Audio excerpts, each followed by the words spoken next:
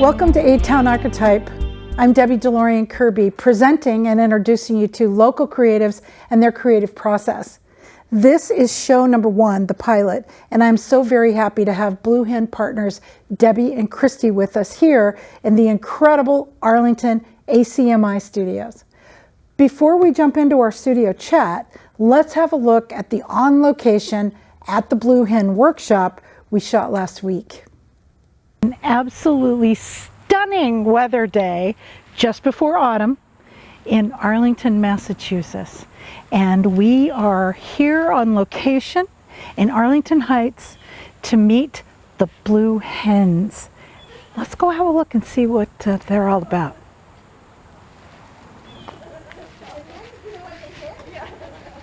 I mean, the weather is just, couldn't be more beautiful.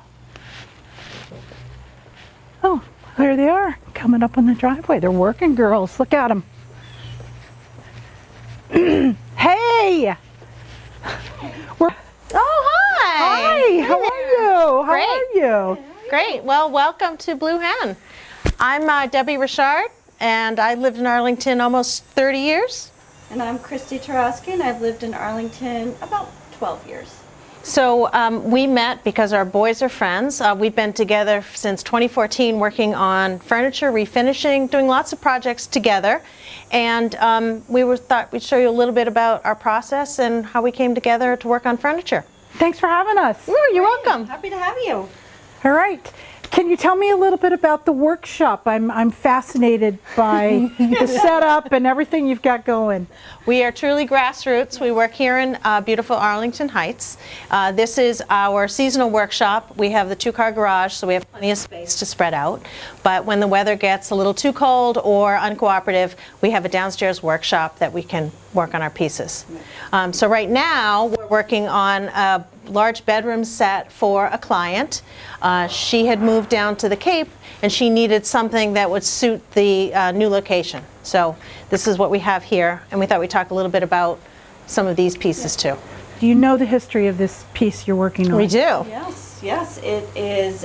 When they brought it to us, they told us they've had it for 37 years. They got it when they got married. Aww. It was all kind of reddish cherry wood when they bought it, and they moved to the Cape, and they wanted a more coastal look, so they brought it to us to refinish and repurpose. Nice. And the tools of the trade that you're going to use to work on this piece? All of our pieces, especially these larger pieces, are sprayed. So we have a Fuji spray gun, and then all of the hand applied stuff. We do all of the sanding, and we were just talking about some of the hardware. This particular piece is going to have some new hardware put on it, and one of the things we were talking about was whether we were going to keep all of these pulls on it or if we could do something with knobs. And so to do all of that, we need to talk about, do we fill these holes? Do we keep the holes? And so it's a lot more involved than just slapping on a coat of white paint. There's a bigger picture that you have to think about. What room is it going to be in? What's the finish going to be? What's the finish on the hardware? And then how are these going to sit on the piece once it's done? Because you may or may not be able to use the existing holes that are already here. So does the client give you discretion on whether it's the pulls or the knobs? So this particular client bought enough of both, and we actually just had a conversation with her about an hour or so ago. We called her, sent her some pictures, and showed her the different options. We always give her, kind of our input, and we go from there. So, if she has questions, this particular friend decided to call a friend, and then got back to us and gave us her opinion on what she wanted. So the big reveal is going to be, we are going to fill all of these holes, so there'll be 2 for each drawer that'll get filled. We've already taken care of the top ones. And then the new pull, these are called cup pulls, we'll drill new holes for these, and then there'll be 3 that'll go all the way down. Oh, nice. So it'll just be a little more balanced. It's almost too many if we did 2 on each drawer. Yes. So this will be a nice clean look. And she'll end up probably having extras of these too, and that's fine. So do you feel like you bring your own style to these pieces that are being redone for people? I think so. I mean, a lot of times what people forget is that this is kind of what we do all the time. So they can see the before and afters, but we can weigh in on how clean a piece is going to look, the best color for it, the best finish, the sheen. And our look and our style is definitely very clean, very easy to look at. And so we try to keep everything as a nice, clean finish and smooth. And that ends up reflected in all of our work too. Right. Nice. And do you feel like a piece like this has a classic style that can be redone over and over and over again? Yeah, I mean, these pieces, these are, you know, like all older pieces, they're very well made and, you know, really, you know, all good wood. So, yeah, I mean, if she would choose down the road, she certainly could refinish these pieces. But we try and encourage people to choose stuff that has staying power. So, like, you know, if she wanted them to be bright orange, we might talk to her a little bit about that and be like, you know, you like that now, but will you like that in 5 years? So we'll definitely throw our input in to that type of thing. How often do you say yes to the bright orange? A lot. We do. We did, actually. Do. Yeah. Good. Yeah, there's nothing wrong with color. No. Absolutely. No. We're big fans of color. Yeah. It seems like a lot of people really go for that accent piece too. Yeah, because you can swap an accent piece faster and easier than you can swap 4 dressers or side tables. If you had curtains or you have pillows or accents, those are easier to work through a whole color scheme than, you know, something large. And it's expensive. It gets expensive to repaint things and to refinish them. So you want to make sure that you make a decision that's going to last more than the latest trend. And what happens in the final finishing process? Okay, we're done, it's been sealed. Is that a separate process? This is all part of it. Yeah. A lot of this paint here already has a top coat in it, so it'll cure within 5 to 7 days and then they can use it. Oh. Other times, if we're using a different type of paint, it'll need a top coat and then that'll take an extra 21 to 30 days for it to cure. But this process that we're using, it's the paint that's specifically for furniture so that it'll last. It'll make sure that it's durable enough for everyday use. And I'm assuming that you had some figuring out when you got started on what we did. Oh, yeah. Yeah. There's a lot of trial and error. And are you still in that process? Is it still new products come out? time. And Yeah. We're always learning. We're always trying different products and different processes that work for us. So, yeah. Yeah, I mean, and part of it is we have to be a little bit fearless. Yeah. You know, to go into this, you have to decide that you're willing to try it. And most of the times it works out, and when it doesn't, we certainly learned why it didn't work and how to make it better. And I'm curious about I think I know this, that there are some pieces that people scout for you. We do, yes. Talk about the scouting pieces a little bit. We do. We have people all over Arlington who will text us or call and say, I saw this on the side of the road, whether it's a trunk or a pair of chairs. We do have our scouts in our eyes. And Debbie and I also will text each other and be like, we just saw, you know, a dresser on, you know, the side of the road. Do you want to meet me there so we can look at it? Like, you know. A meetup, I love it. Do midnight pickups. So- Nice, nice. Yeah, I mean, furniture on the side of the here, it's definitely Yes. something that you see, and A it's lot. great. People Yeah. are gifting whoever Right. the piece they're not using. And a lot of towns, you know, houses in Arlington are the smaller side. They're more economical in terms of their space. And so a large piece doesn't always work. And so if you have a piece that suits the space that you have, it's better to be able to make it your own or refinish it and really live with the piece that reflects your style in your particular space, rather than try to buy something new.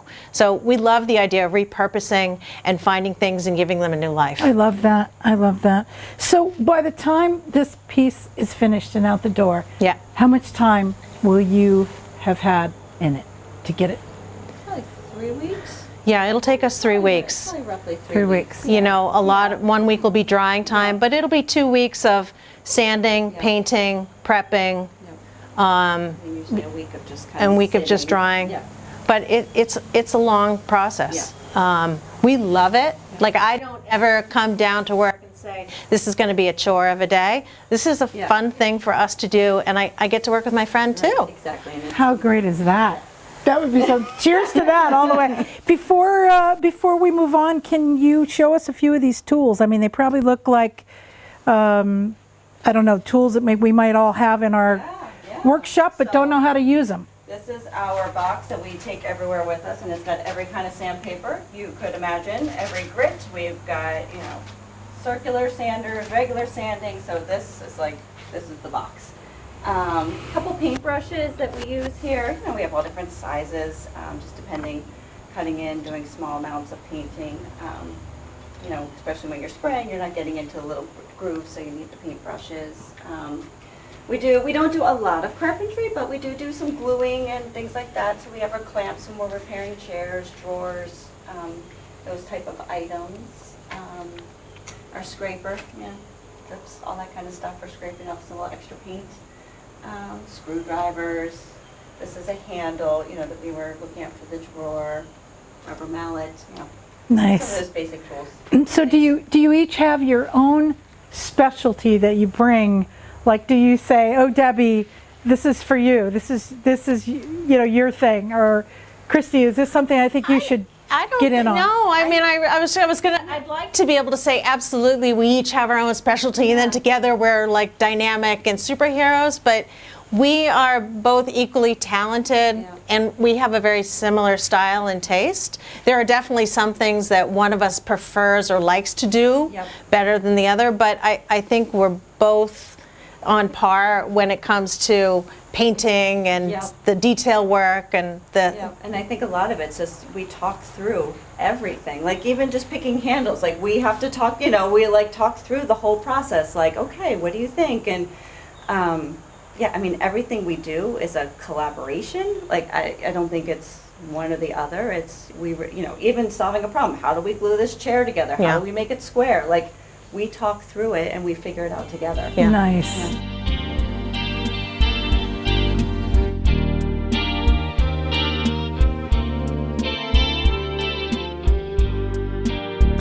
Hey, thank you for inviting us to your workshop. I loved the visit and we learned so much about what you do. I'd like to chat a bit about the creative process as collaborators and individuals, and I know for myself, one feeds the other. So before you became mom friends and eventual Blue Hen partners, what other creative work were you doing? For me personally, I was doing a lot of my own work. Furniture, decorating, interior design. I had renovated 2 houses, so I had plenty of projects on my own to work on. And I think for Christy, it was probably the same. Yeah, I mean, I also, when we bought our house, we redid our kitchen, just, you know, setting up a home, decorating, picking colors, furniture. I think we were always dabbling a little bit in color and design. Personal and practical experience, right? You know, for us, that was just how we had started. But what about you? Like working professionally as a singer for the last 40 years, how did that work out for you? What kind of things were you doing? I was working as a professional singer-songwriter for about 40 years, and I began singing at my grandfather's piano. I have a memory of singing before anything else. No kidding. I know. And I also am one of those typical stories of a learn to sing in church singer. And I sang in rock guy bands until I started writing my own songs. And from there, I started performing, recording, and producing my own music.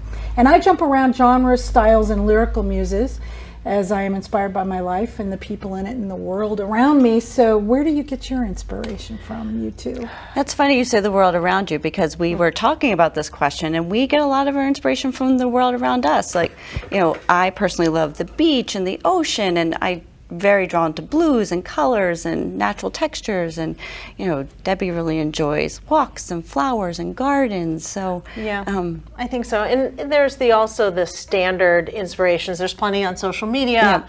There's magazines. There's all of those go-to. But for us, a lot of the natural elements that are already out there really inspires both our work.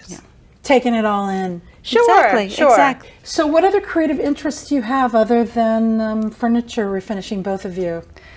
I mean, I think I personally enjoy photography and art, doing some interior decorating still, still playing around with colors and design even in our own homes, painting furniture for our own homes. I think those type of things are creative. For me, it's also, similar, which is why we work well together. I do a lot more gardening, in creative pursuits, I also had done some singing and had been part of a smaller band for a little bit. I love music and playing music and listening to music, and I mean, just kind of taking part of other sides of that creative process. Right. What's your instrument again? I play the flute. That's right. I love that. And you guys have a little band sometimes that gets together. We do. I'm not part of the band, but it was still running together. It's a bunch of dads in Arlington and Belmont who get together and sing. Arlington dads. Yes, yes. They're called the Burrows. So what about you? What other types of creative interest does a pop rock singer pursue? Well, but in between momming, which gets pretty creative at times, right? Sure does. It really does. Sure does. I took a welding class and I took up sculpture about 25 years ago.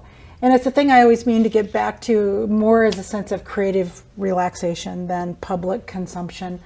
And I have a really great well-tooled workshop in my basement that's set up for sculpting. And I don't really share that with too many people because I don't feel I've ever made a piece yet that was really worth going, hey, look at my piece.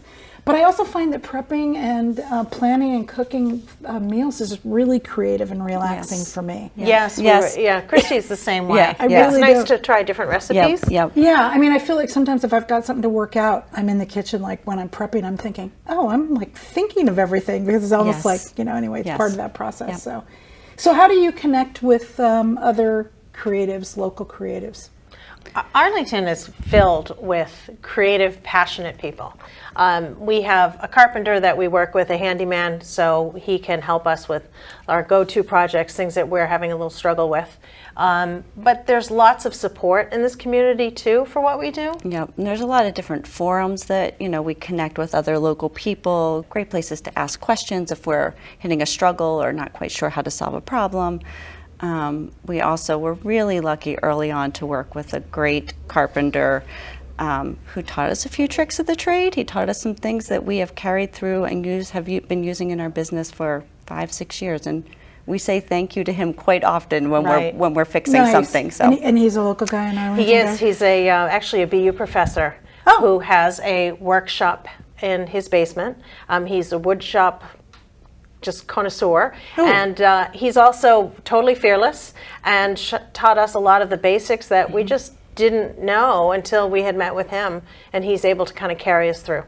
Nice. Now, does he have any art pieces that he works with wood and anything like that? Not that I've seen. Yeah. He's definitely a Renaissance jack of all trades, but what he does is just buy really cool tools yes. and share yes. them. Yes, he has a basement full I of love very cool tools. Yeah, I would say yes. So in the great article that you sent me, you're quoted as saying, it's really not work if you don't enjoy it. True. And so I'm wondering, what's the big joy bringer for you in the Blue Hen work? The biggest things that give us joy are the pieces that we own, that we find, that we know have great character, but they just need a little attention. They have some inspiration, and for us, it's discovering that inspiration and bringing it out on a piece. Yeah, I mean, the transformation, there have been several of our pieces where we stand back and we go, whoa, we can't believe what it started at and what it changed to. And that's the joy, is just seeing the transformation. That was definitely. Yeah, there's some, I wish I had the quote right, but there's some, I think it's about sculpture where there's something about the rock, the piece, you know what I'm talking about? The piece I do. didn't. Yes, it's almost hidden within. Yeah. Right. And your job is to let it Find bring it out and bring and it say- out. yeah, It sounds like exactly. you guys have got the thing going. Yeah. So here's my Inquiry Minds Need to Know question as a musician. Yes. I always find it fascinating with the answers, what people are going to say, but do you listen to music while you work? You said you love music. We do. And is there a genre that provides the best background for furniture finishing? I think music is so personal, and whatever music you listen to, I'm not sure that there's one that goes towards Right. furniture refinishing per se.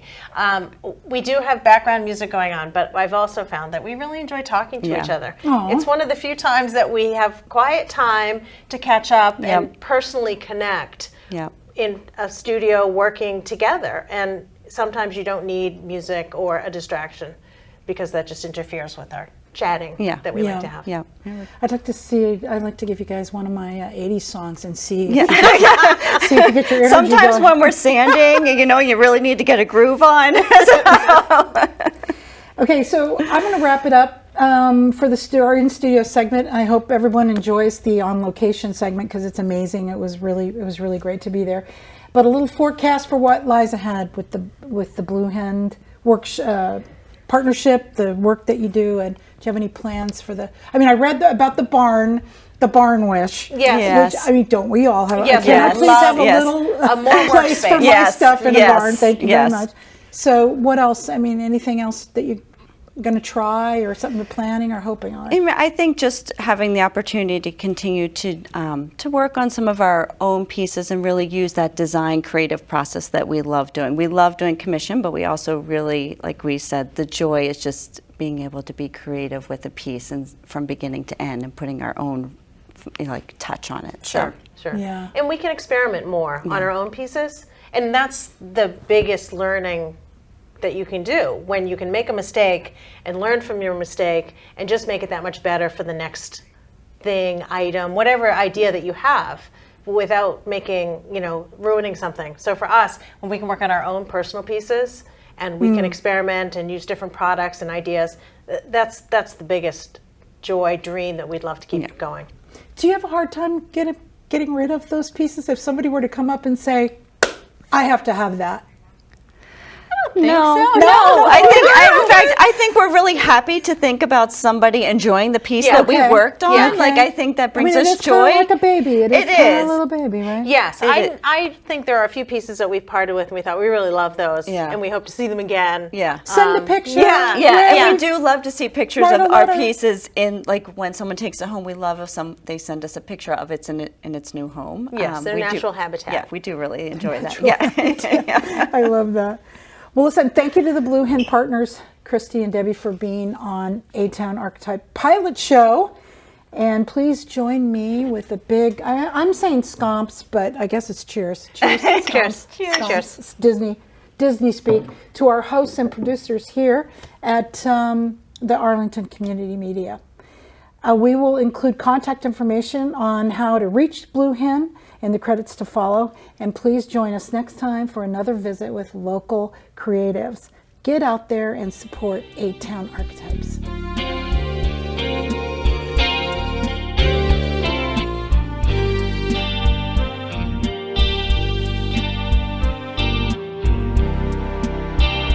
Thank you for watching our pilot, and a big call out and thank you to our host, Arlington Community Media. Next time, A-Town Archetype will be on location and in the studio with the Artful Heart Gallery's multi-talented owner, Carla Dorado. If you would like to know more about my current local creative project, visit dreamamonth.com. See you next time.